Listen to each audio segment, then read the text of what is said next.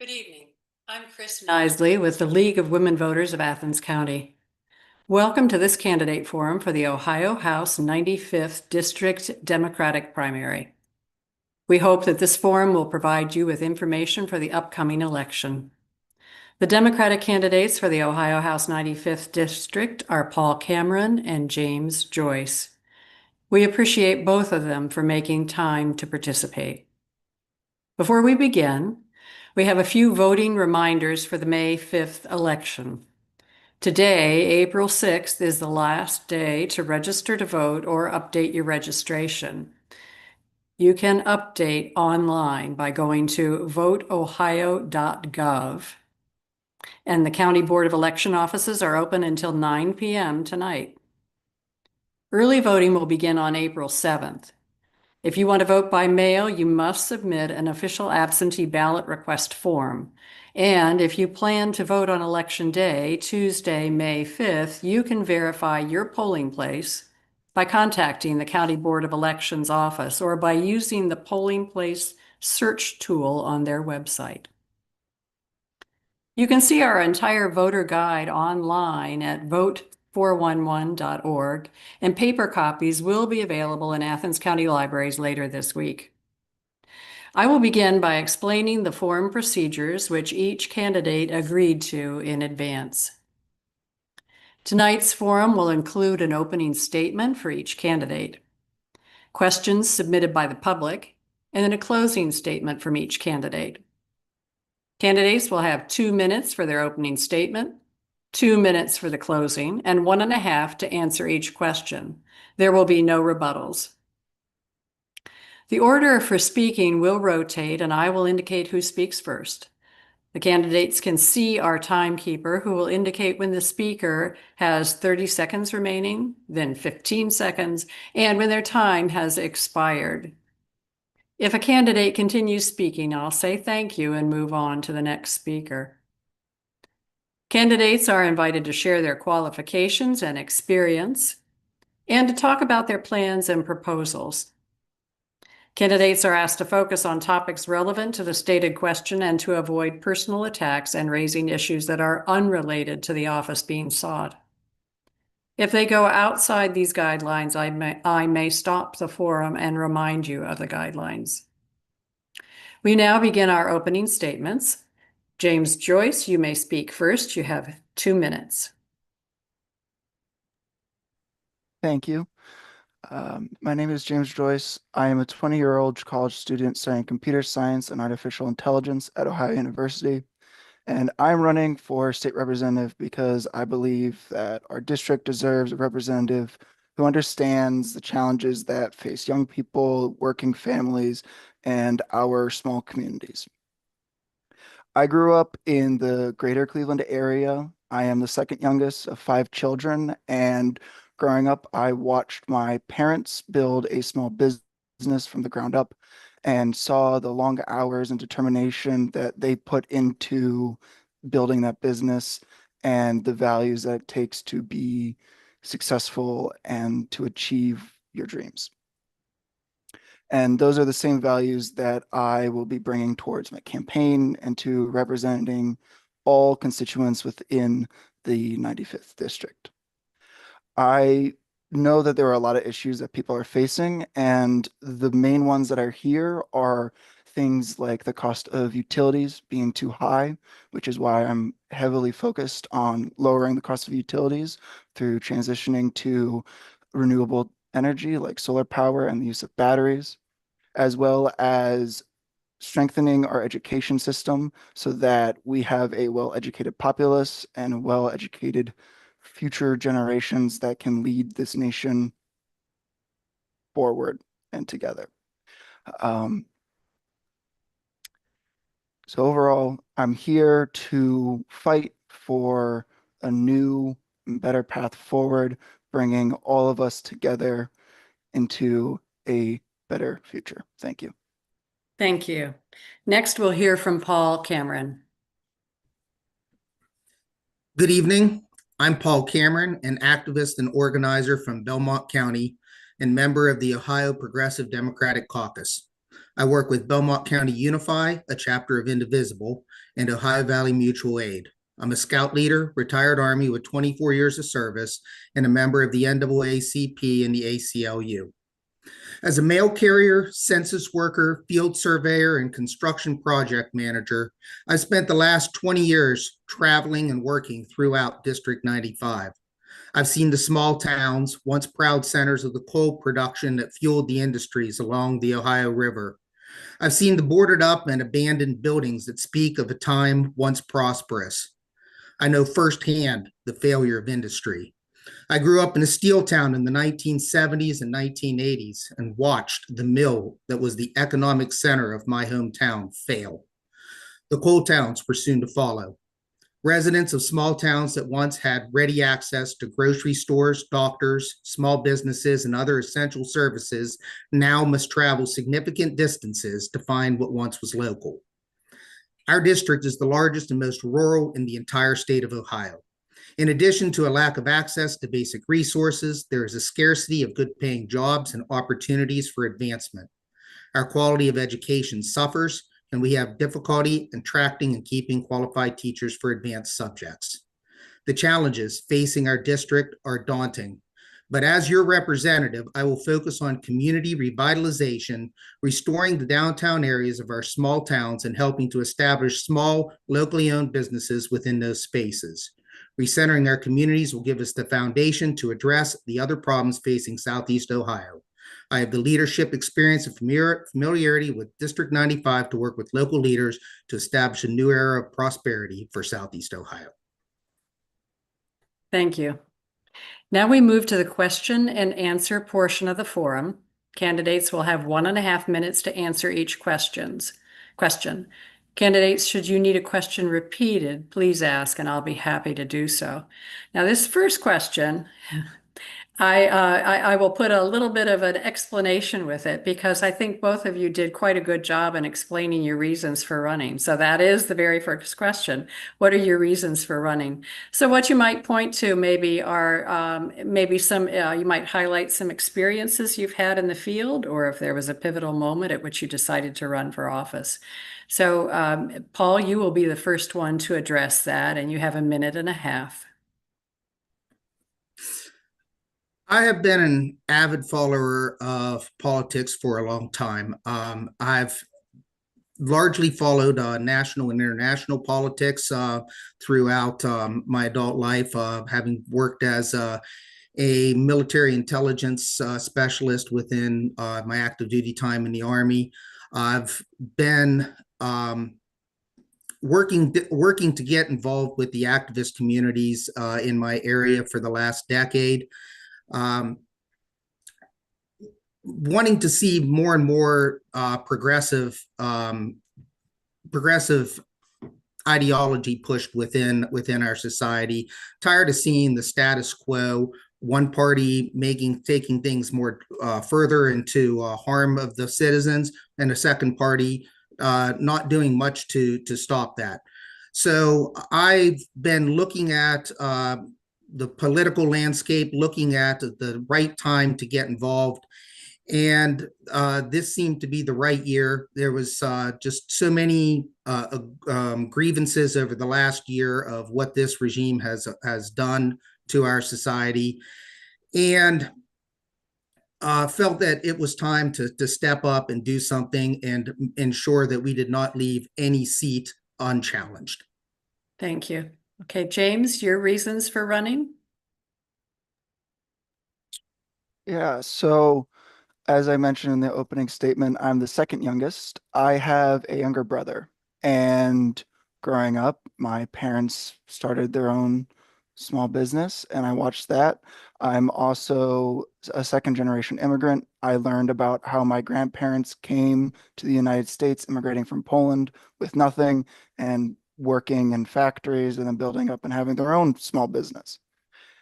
And what I learned as I got older was that those stories of the accomplishments of my grandparents and my parents living out the American dream, starting with nothing and going somewhere, were quickly becoming less and less possible, which directs me back to my younger brother. I wanted to make sure that my younger brother could achieve the things that he wanted to achieve and that the American dream was alive for him. Because I believe that everybody should be able to achieve their dreams and to move forward and to do what they want. And so I want to address the problems that we have in the system, the struggling middle class, the rising price of living, so that everybody can, through their own work, achieve what they set out to achieve. Okay. Thank you. All right, and we'll move on now to the next question. And James, you will be the first one to answer this one. And it is, what are your policy priorities? Yes. So my first policy priority is lowering the cost of utilities. The main way that I'm looking to address this is by implementing solar energy and batteries, mainly using solar energy to help generate cheaper, more cost-effective energy, as well as introducing save as you pay loans to allow people to put solar and batteries on their own houses so that they are less reliant on the grid, where whatever money that they are not paying in utilities that they usually be paying in the utilities because of the improvement that they have on their house, that is the payment towards paying off the loan so that they can get the money up front to be able to make the improvement and then pay off the loan in general. And then another high priority for me is education. As a 20-year-old, I've recently gone through the United States education system. I'm currently in it in college, and it has a lot of improving to do. I want to focus on lowering our reliance on standardized testing to ensure that teachers can focus on actually teaching our students instead of teaching to a test. I've talked with teachers who have admitted to me that they feel like they are worse teachers because of how constrained they are to what tests they have to prepare their students for. Okay, thank you. And Paul, now your policy priorities. Yes, my policy priorities, our district, Southeast Ohio, and more generally, we have a lot of challenges facing us. We have a poverty problem. We have a lack of ability to available jobs, decent paying jobs, lack of resources, education. There's so many different aspects. But what I see as the main core of things is our communities. We have lots of communities, towns that have boarded up buildings. They're areas that towns that had 5 grocery stores 20 years 30 years ago now have nothing. There's people have to drive further and further. Costs are rising. My priority is to focus on community revitalization, plans and programs that get funding into towns to restore the existing buildings that can be salvaged, or to demolish and remove buildings that are unsalvageable. Get small businesses into those buildings, into those spaces that are locally owned, provide local jobs, and then build from there to establish a foundation that can address the other problems that are plaguing Southeast Ohio. Okay, thank you. The next question is, and Paul, you'll be the first one to address this. How will you learn about and represent the diverse needs of your constituents? So our district is roughly about 2/3 conservative, historically speaking. We've had a recent restructuring that brought Athens into our district, which definitely changed the landscape thereof. I plan to get out and to regularly get out into the community, to get out to the local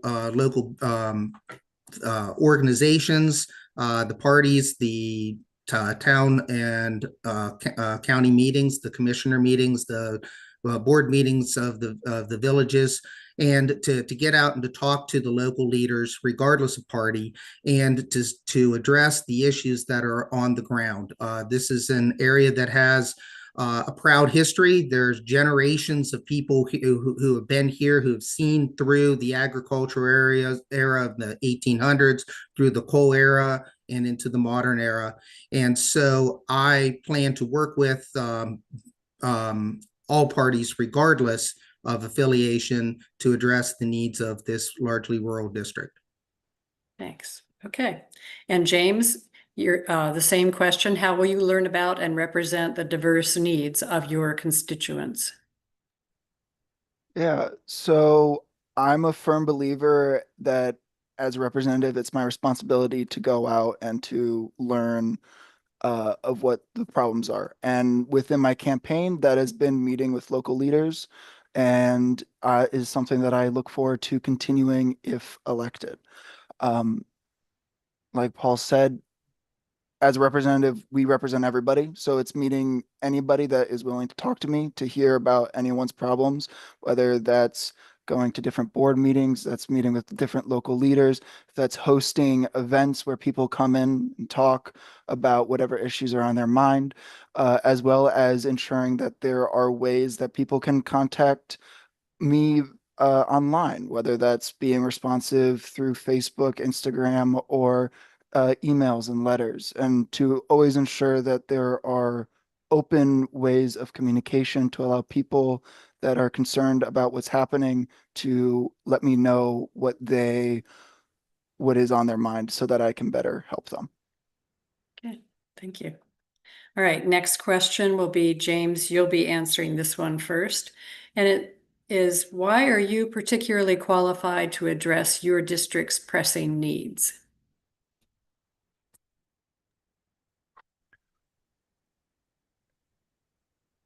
I'm a firm believer that being a representative, the most important thing is the ability to listen to what others say and to not just be focused on yourself. And I like to believe that I am good at listening to others and hearing what is happening in their life and then being curious enough to ask, how can I help you? How can whatever position I'm in help you? And I believe that is one of the most important things for a representative to have, as sometimes it becomes our job to put aside our own personal beliefs to vote for what the public wants or what the public thinks that it needs, because that's what a democracy is, what a representative democracy are. Our job is to listen and then report back what the people want, not necessarily what we want. And so I believe that is why I am qualified. Okay. And Paul, why are you particularly qualified to address your district's pressing needs? Over the last 20 years, since I've moved back to Ohio after my period of active duty military service, I've had jobs throughout the district, and I've worked in every single county of the 6 counties within this district at one point or another. I've traveled through, I've seen the small towns, I've interacted with the people. I have a background where I can speak with and connect with the local people. I've worked as an enlisted member of the military. I've worked in construction, and I have the ability to connect with people and to speak in a language that they understand. I've dealt with even though I myself hold progressive values, I've dealt with being able to speak with conservatives and reach across the divide to speak in a language that we can both understand and find common values, common cause in order to address issues and to avoid the partisanship that would normally be expected, or that would normally come in this modern day. And so I feel that I have that ability to reach across and to get others to be able to see the value of our agendas. Thank you. All right, and this next question, Paul, you will answer first. And it is, what is your experience with budget and fiscal policy?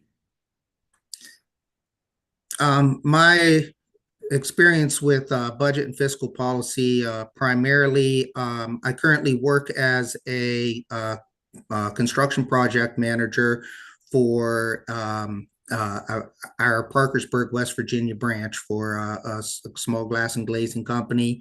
I have to deal with managing the projects and keeping them within budget. I do a fair extent of the estimating for my projects, and then have to make sure that we have those within budget.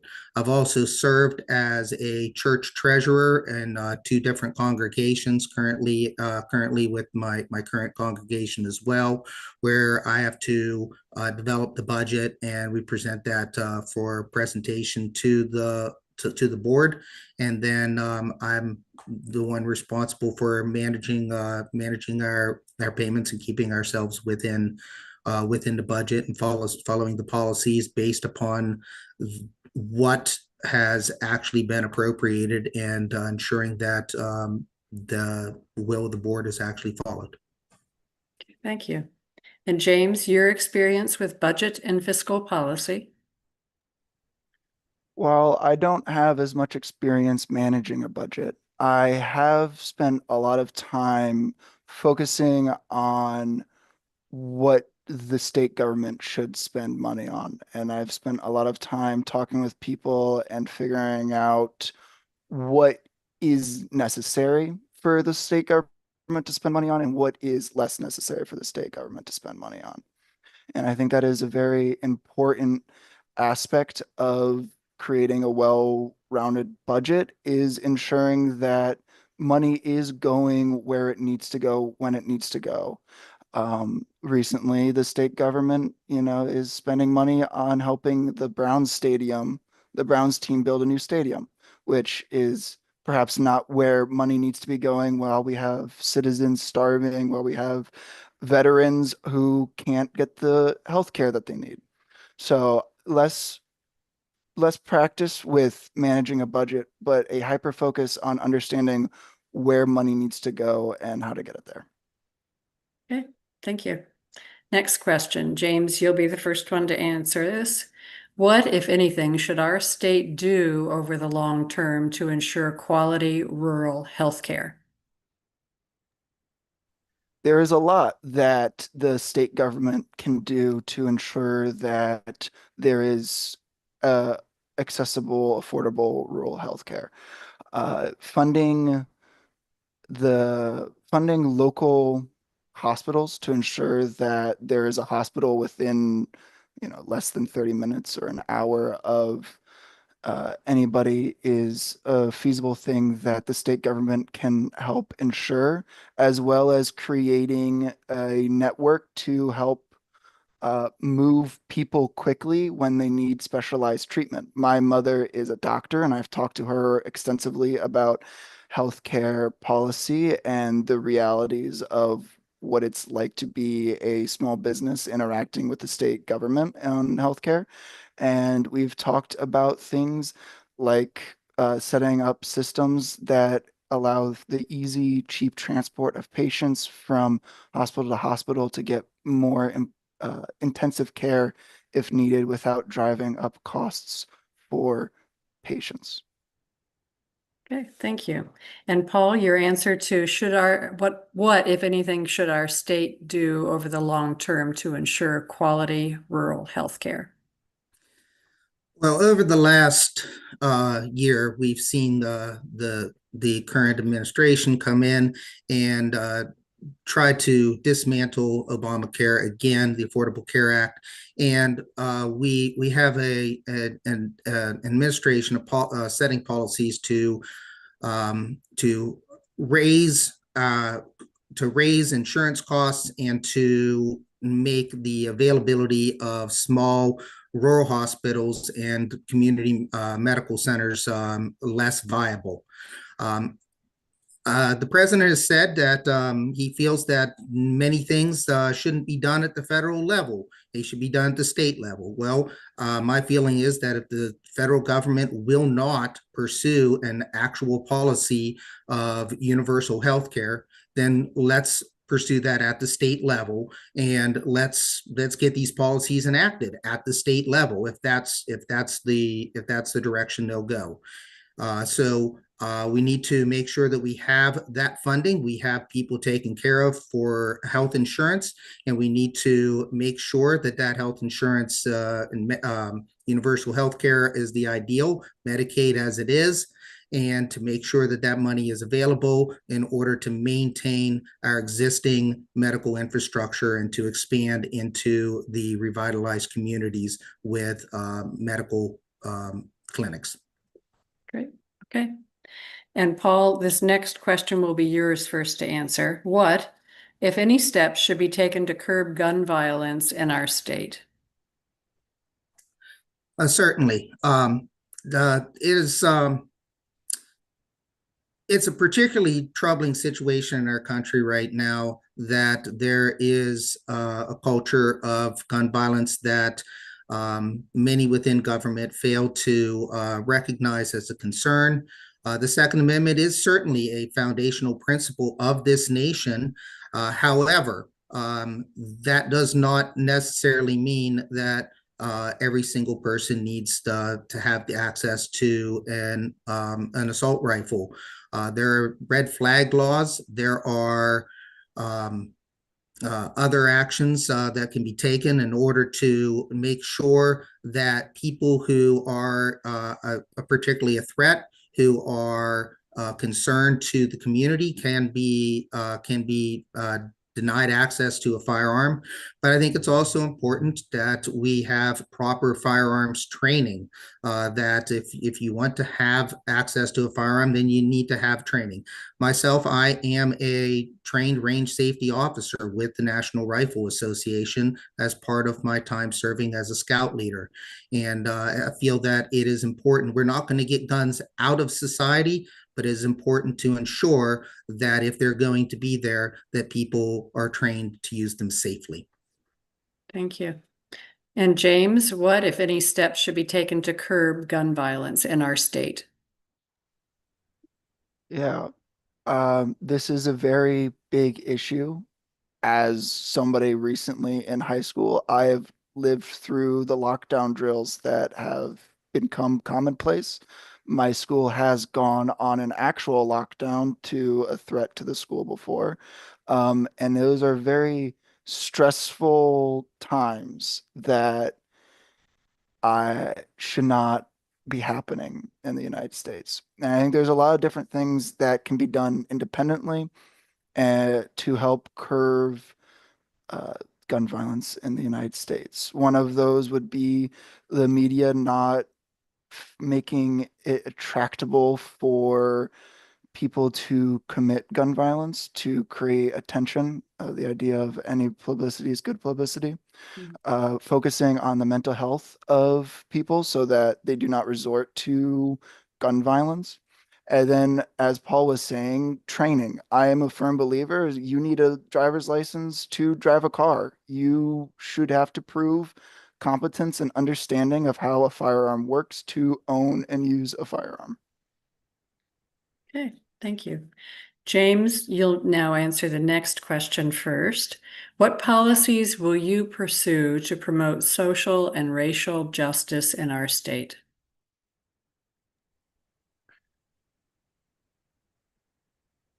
So this is very, very important. We saw with SB1 that the state legislature currently has a target on anybody that doesn't look like me, which is not okay. I am a believer that we are all humans and that we are all equal, and our society should reflect that. So things that I want to do and focus on is focusing on local histories. We are in Ohio. There are large parts of Ohio that were very pivotal in the Underground Railroad and other civil rights movements where we have history of helping and being on the right side of history, frankly. And we should celebrate that and we should make that well known. And so ensuring that local communities can celebrate that history, that people from those communities know about that history is very important to me, as well as pushing through policies to make sure that students that are like in the LGBTQ community feel safe. Here in Athens, we are a sanctuary city. I believe in that, believe in creating an environment where people feel comfortable to express themselves and be themselves. Thank you. Okay. And Paul, what policies will you pursue to promote social and racial justice in our state? I come from a family. I have a mixed race family. I have many members within my family who are LGBTQ. Um, this is definitely a significant priority for me. We've seen situations in this country within the last decade where racism is on the rise, racial profiling. We need to focus on getting back to making the racism unacceptable again. We also have to protect the LGBTQ community as well. There are initiatives. There was one just passed in the House right now to ban to modify the indecency laws to prevent drag queen story hour, as it's commonly stated. And this is just a chipping block as they continue to attempt to ban transgender individuals. Everyone deserves equal rights. Everyone deserves equal rights under laws. Everyone deserves to be respected for who they are.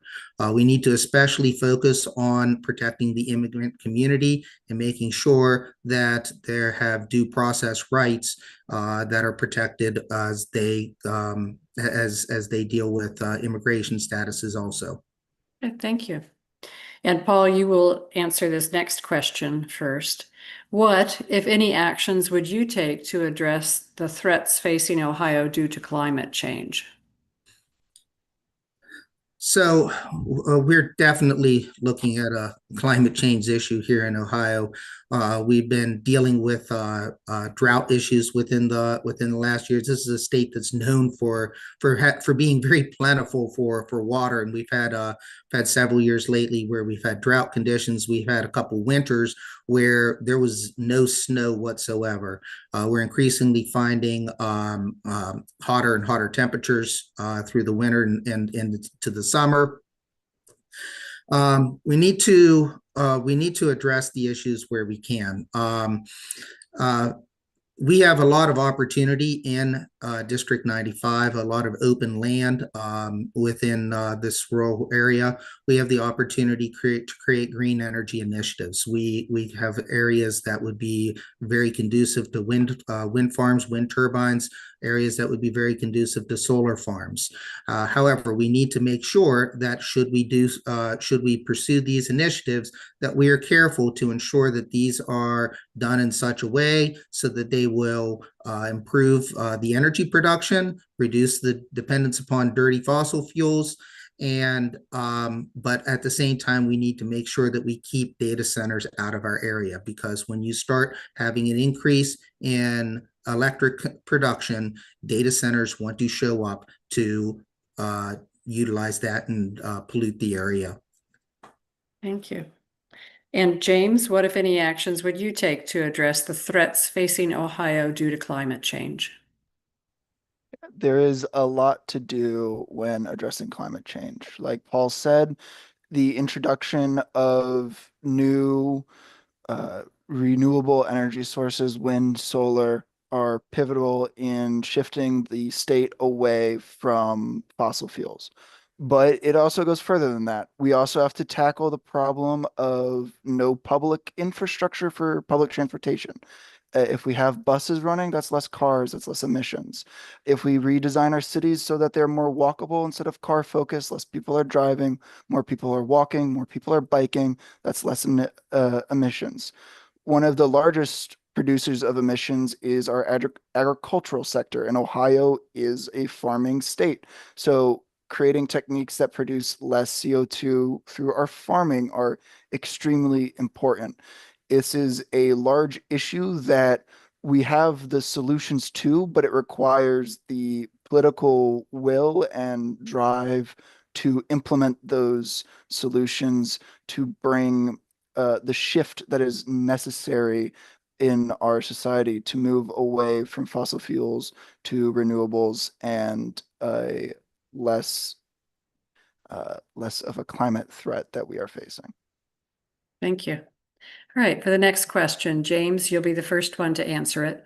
What should the state government do to provide an equitable, quality public education for all children pre-K through grade 12?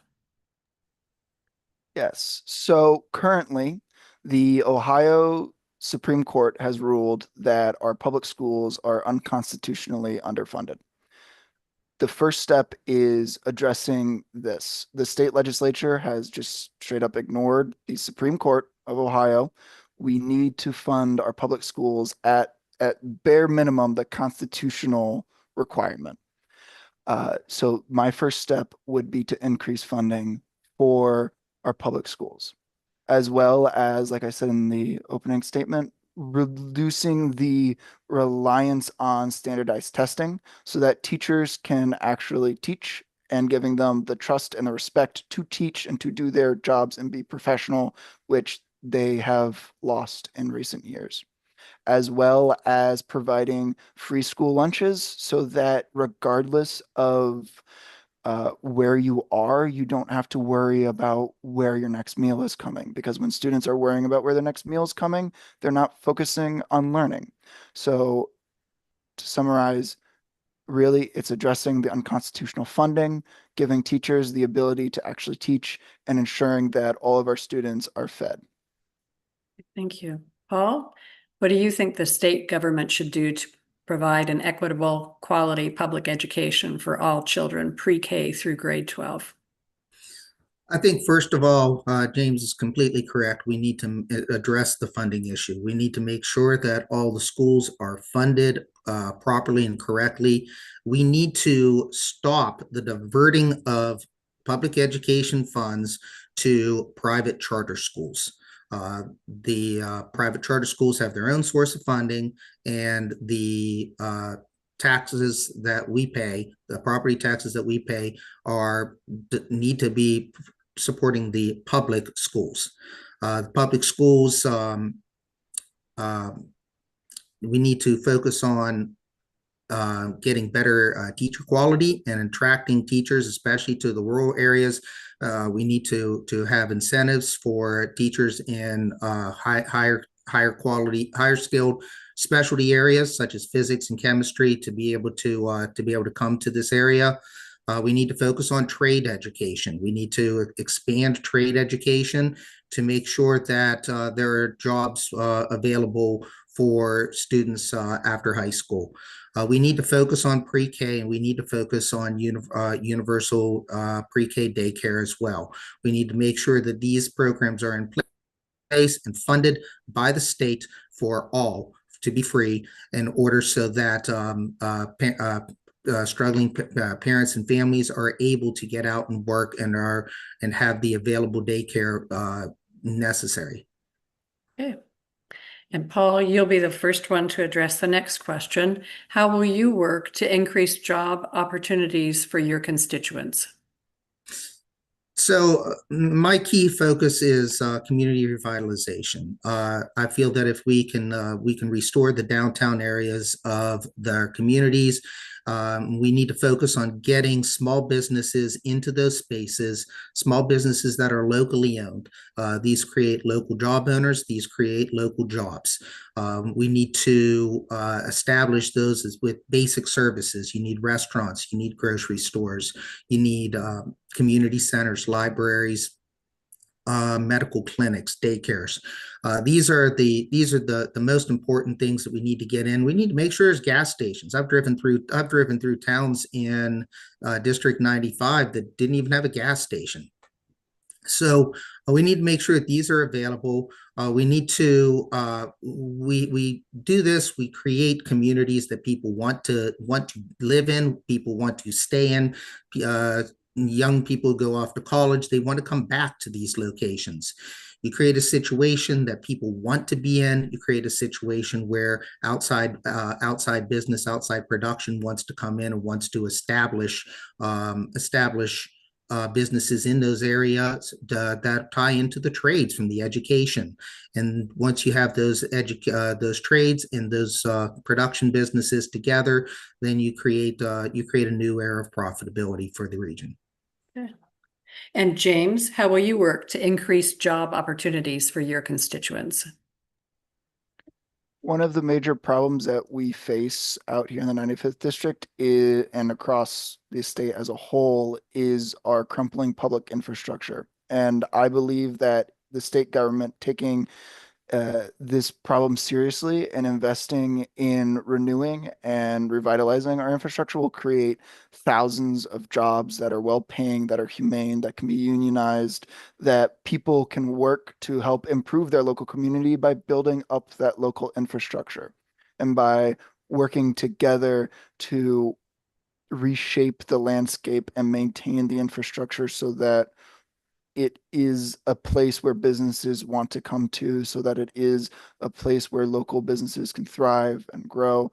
Like I said, my parents are local business owners, and having a well economically performing area is extremely important for that small business to stay operational. And so using infrastructure as the backbone to bring in the initial investment, to create those initial jobs, to then begin turning the wheels, to then bring in local businesses and other businesses is my plan. Okay.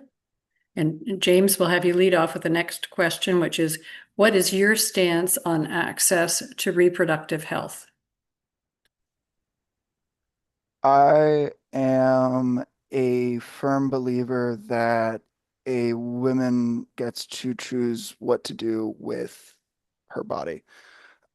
So when it comes to abortion, I believe that the constitutional amendment we passed in 2023 is appropriate, and I do not support the attempts that the Republican legislature has made to subvert the will of the people by trying to get around that constitutional amendment.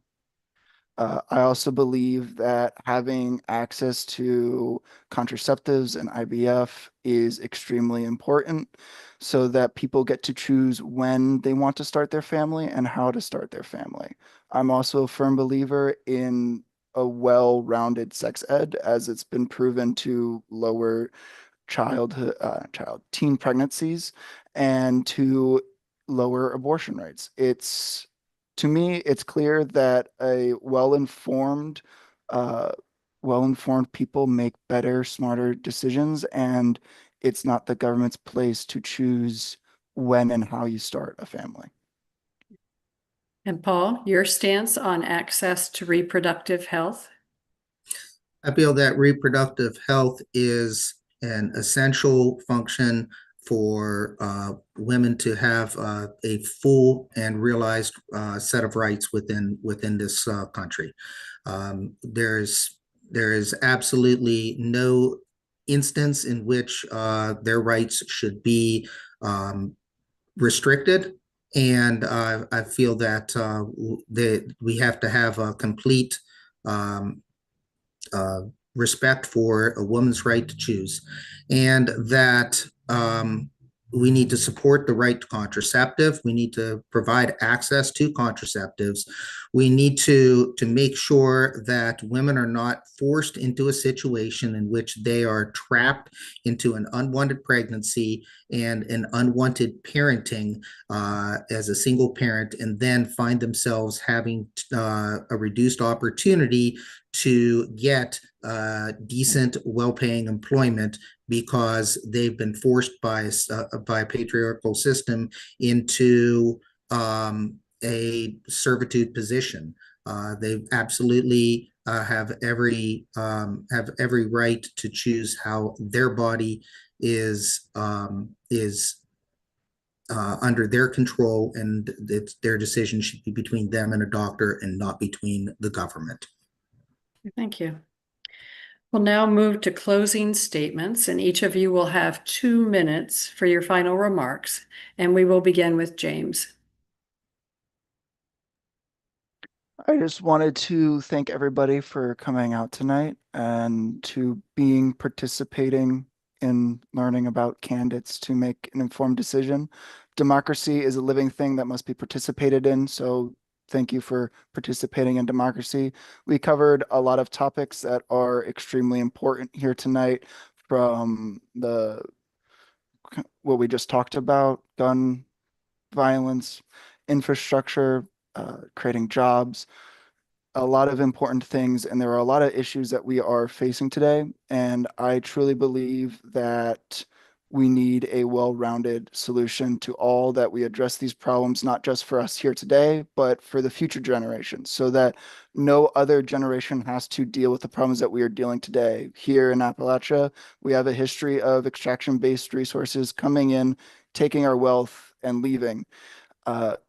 We don't want the next generation to go through the same cycle that we have and to deal with the problems that we are dealing with. The buck stops with us. We need to pick together that this is the time that we change history, that we do not allow it to rhyme with the past. And so thank you for having this opportunity and having me on and talking about everything. And thank you. Okay, thank you. Paul, it's your turn for your closing statement. The rural nature of Southeast Ohio creates both great challenges and opportunities. There is a history of extractive industry taking both the resources and the wealth out of the region. As we move into a new era, we must be careful to avoid the pitfalls of the past. The open land and windy ridges are prime locations for solar and wind farms, generating electricity to lower costs. The plentiful lakes and parks offer opportunities to bring tourist dollars to the region. Rejuvenated towns with small local businesses have the opportunity to benefit from proximity to those resources. But there are dangers as well. Increased energy capacity and abundant water sources are attractive to data centers, which would use our resources and provide no jobs in return. We must not allow data centers in Southeast Ohio. Real estate developers and private equity investors would create resorts and Airbnbs, driving up local housing prices further. We must keep the tourist industry local and keep out predatory venture capital. Initiatives to eliminate property tax would primarily benefit absentee landowners who maintain property as rentals, while driving up sales tax to unsustainable levels for families already struggling with lower wages and higher prices. We must not support programs which further support the wealthy at the expense of the poor. If you want someone who will fight for the residents of Southeast Ohio against the wealthy outsiders who extract resources from our region and provide little in return, then vote for Paul Cameron. Together, let's rebuild the American dream for Southeast Ohio. Thank you. That concludes our event. I'd like to thank you both for participating tonight. And we also want to thank the public for submitting thoughtful questions and for tuning in to learn